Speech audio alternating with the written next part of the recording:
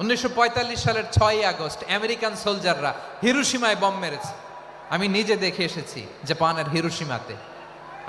সকাল 8:15 মানুষ কেউ অফিসে যাচ্ছিল, কেউ খেতে খামারে কাজ করতে যাচ্ছিল। লিটল বয় নামে একটা বোম মেরেছে তারা।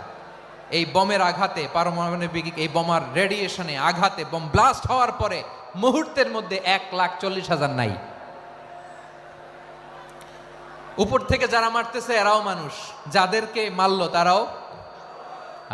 তার মানে মানুষে মানুষে পার্থক্য আছে না? নেই, মানুষে মানুষে পার্থক্য আছে। নাক কান চোখ মুখ থাকলেই মানুষ নয়। বাড়ছে জনসংখ্যা, কমছে মানুষ, চিল্লায় বলো ঠিক কিনা?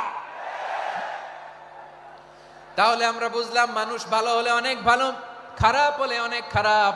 ও আমার কলিজার টুকরা যশোরের ভাইয়েরা, আসুন না 3 দিন ব্যাপী এই তাফসিরুল কোরআনের ঐতিহাসিক প্রোগ্রাম থেকে আমরা সিদ্ধান্ত